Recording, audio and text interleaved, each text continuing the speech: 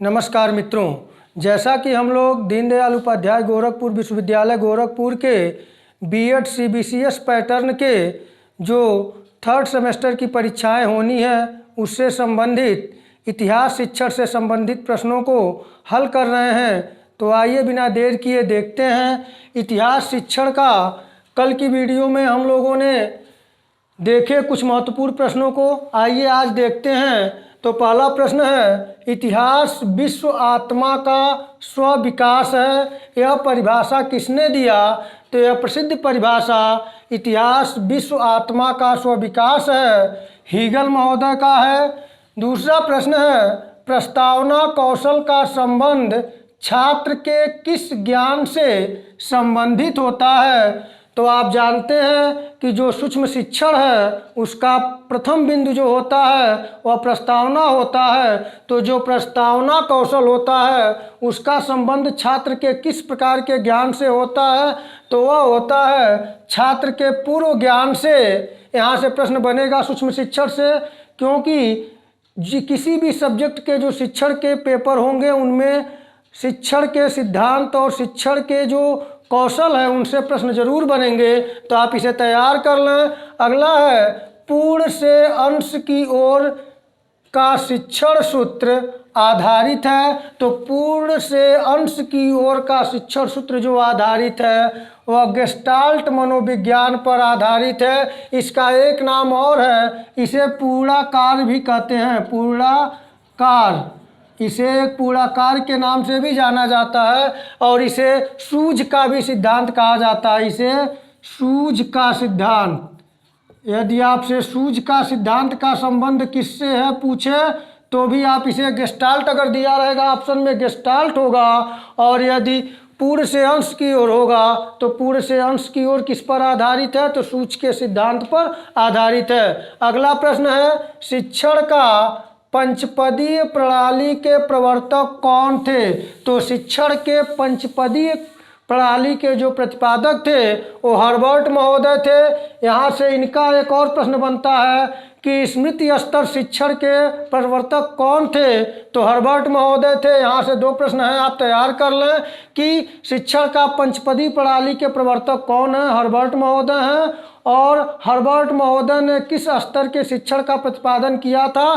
तो स्मृति स्तर के, स्मृति स्तर के। अगला प्रश्न है, शिक्षण प्रक्रिया को कौशल के रूप में किस संस्था ने सर्वप्रथम अध्ययन किया? अर्थात शिक्षण प्रक्रिया को कौशल के रूप में कहाँ पर विकसित किया गया?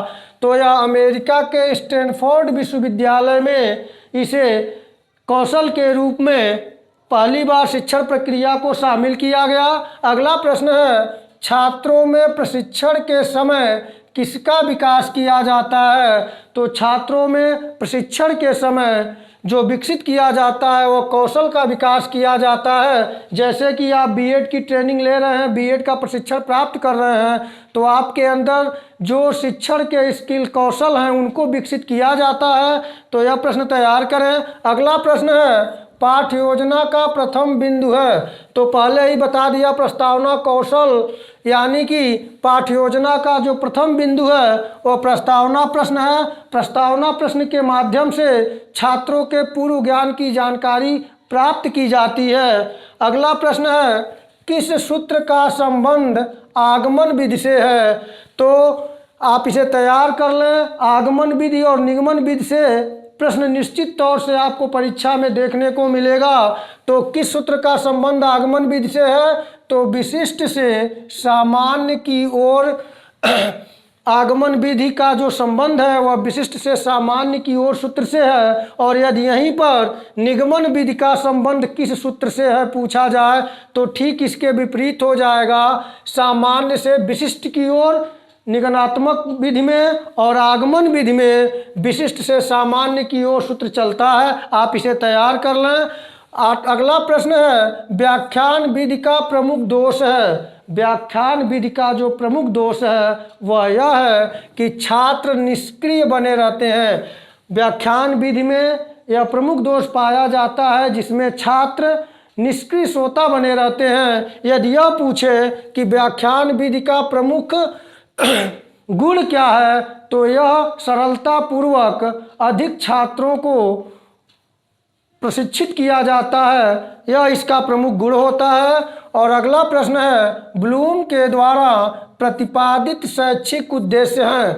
पिछले वीडियो में भी मैं ये बात बताया था कि बीएस ब्लूम ने शैक्षिक उद्देश्यों का जो वर्गीकरण किया था वह 3 भागों में किया था। कौन कौन? तो ज्ञानात्मक, भावात्मक, क्रियात्मक या मनोशारीरिक। तो आप इन्हें तैयार कर लें। अगला प्रश्न है, खेल प्रविधि के जनक हैं। तो खेल विधि के जो जनक या प्रवर्तक माने जाते हैं वो काल्डवेल कुक हैं। काल्डवेल कुक महोदय हैं, ये खेल प्रविधि के जनक माने जाते हैं। और खेल विधि का प्रयोग फ्रावेल महोदय ने भी किया है, लेकिन इसका व्यापक रूप से जो प्रयोग है वह काल्डवेल कुक हैं, इसलिए खेल प्रविधि के जनक के तौर पे काल्डवेल कुक का नाम आता है। और फ्रावेल के साथ किंडरगार्टन पद्धति, यदि यह पूछे कि किंडरगार्टन पद्धति के जनक कौन हैं तो वह फ्रावेल होंगे। अगला प्रश्न है, परियोजना प्रविधि के जनक माने जाते हैं। यह प्रश्न बार बार परीक्षा में पूछा जाता है। तो परियोजना प्रविधि के जनक किलपैट्रिक को माना जाता है। परियोजना पद्धति को अंग्रेजी में प्रोजेक्ट मेथड कहा जाता है, आप इसे तैयार रखें।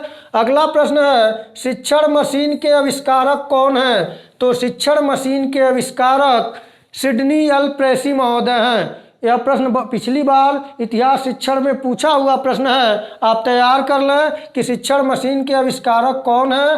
तो सिडनी एल प्रेसी महोदय हैं। अगला प्रश्न है, सूक्ष्म शिक्षण का विकास किसने किया था? तो सूक्ष्म शिक्षण का जो विकास है उसके साथ डी एलन का नाम जुड़ा हुआ है, तो आप इसे तैयार करें। सूक्ष्म शिक्षण का विकास किसने किया था? तो डी एलन महोदय ने किया था। प्रश्न संख्या 15 है, शिक्षण की प्रकृति है। शिक्षण की प्रकृति जो है वह विज्ञान एवं कला दोनों है। ऑप्शन में आपसे पूछेगा कि शिक्षण की प्रकृति है, विज्ञान है, कला है और वह दोनों या उपयुक्त में से कोई नहीं, तो आप दोनों को टिक करेंगे, क्योंकि जो शिक्षण की प्रकृति है वह विज्ञान एवं कला दोनों है। अगला प्रश्न है, क्या शिक्षक को नकारात्मक पुनर्बलन का प्रयोग करना चाहिए? तो नहीं, शिक्षक को किसी भी परिस्थिति में नकारात्मक पुनर्बलन का प्रयोग नहीं करना चाहिए। अगला प्रश्न है, इतिहास शिक्षण में कहानी कथन प्रविधि का प्रयोग किस स्तर पर करना चाहिए? तो इतिहास शिक्षण में प्राथमिक स्तर पर कहानी कथन प्रविधि का प्रयोग लाभदायक होता है। अगला प्रश्न है, बुनियादी शिक्षण प्रतिमान के प्रतिपादक थे, यानी कि बुनियादी शिक्षण प्रतिमान का प्रतिपादन किसने किया था? तो बुनियादी शिक्षण प्रतिमान के प्रवर्तक या प्रतिपादक रॉबर्ट ग्लेसर महोदय हैं। इनको तैयार कर लें। कोल और ब्रुश ने बुनियादी शिक्षण प्रतिमान को कक्षा कक्ष अप्रोच कहा है। कक्षा कक्ष उपागम कोल एवं ब्रुश महोदय ने कहा है। ये भी प्रश्न आप तैयार कर लें कि किसने ग्लेसर के बुनियादी शिक्षण प्रतिमान को कक्षा कक्ष उपागम के नाम से संबोधित किया है? तो कोल एवं ब्रुश महोदय ने। और बुनियादी शिक्षण प्रतिमान के प्रवर्तक कौन है? तो रॉबर्ट ग्लेसर महोदय हैं। अगला प्रश्न है, ह्यूरिस्टिक विधि किसकी देन है? तो ह्यूरिस्टिक विधि के प्रवर्तक के रूप में आर्मस्ट्रांग महोदय को माना जाता है। और यदि यह पूछे कि किस दार्शनिक स्कूल ने ह्यूरिस्टिक विधि को अपनाया है तो वह प्रकृतिवादी है। प्रकृतिवादी जो हैं, प्रकृतिवादी ह्यूरिस्टिक विधि पर अधिक जोर देते हैं। अगला प्रश्न है, अभिक्रमित शब्द का अर्थ है। अभिक्रमित शब्द का अर्थ है क्रमबद्ध या योजनाबद्ध। और अभिक्रमित अनुदेशन से संबंधित भी प्रश्न पूछे जाएंगे। तो अभिक्रमित अनुदेशन को 3 भागों में बांटा गया है। पहला है रेखीय अभिक्रमित अनुदेशन, जिसके प्रतिपादक BF स्किनर महोदय हैं। और दूसरा जो है वह शाखीय अभिक्रमित अनुदेशन है, जिसके प्रतिपादक नॉर्मन ए क्राउडर महोदय हैं। शाखीय अभिक्रमित अनुदेशन के प्रतिपादक कौन है यदि पूछा जाए तो नॉर्मन ए क्राउडर महोदय हैं। और तीसरा जो मैथेटिक्स अभिक्रमित अनुदेशन है, इसके प्रतिपादक कौन है? तो इसके प्रतिपादक थॉमस गिलबर्ट महोदय हैं। तो आप लोग इसे तैयार करें। ऐसा नहीं है कि यह इतिहास शिक्षण में ही ये प्रश्न पूछे जाएंगे। यदि इतिहास शिक्षण से संबंधित प्रश्न पूछे जाएंगे, लेकिन आपसे शिक्षण से संबंधित प्रश्न सभी विषयों में पूछे जाएंगे, तो आप लोग इसे तैयार कर लें। ऐसा नहीं है ये सब प्रश्न सिर्फ इतिहास में ही पूछे जाएंगे। हाँ, इतिहास की परिभाषा और अर्थ जो चीज़ें हैं ये सब इतिहास में स्पेशल पूछे जाएंगे, लेकिन जो शिक्षण से संबंधित प्रश्न है ये प्रश्न आपसे सिविक्स में भी, हिंदी में भी और जितने भी पेडागॉजी के सब्जेक्ट हैं उनमें भी पूछे जाएंगे। तो आप लोग इन्हें तैयार कर लें। और इसके बाद मैं जो प्रश्न छूटे हैं और पिछले परीक्षाओं में आए हैं उनको मैं लेकर एक वीडियो और आपके समक्ष इतिहास शिक्षण पर बनाऊंगा। उसके बाद सिविक्स को मैं शुरू करूंगा। तो आप लोग स्क्रीनशॉट लेना है तो स्क्रीनशॉट ले लें और तैयार कर लें और दोहराते रहें। और जिन बिंदुओं से प्रश्न बने हैं उन बिंदुओं को अपने पाठ्यपुस्तक से भी तैयार कर लें और बार बार अभ्यास करते रहें, जिससे कि परीक्षा में आप अच्छे अंकों से पास हो सकें। तो आज इतना ही। नमस्कार।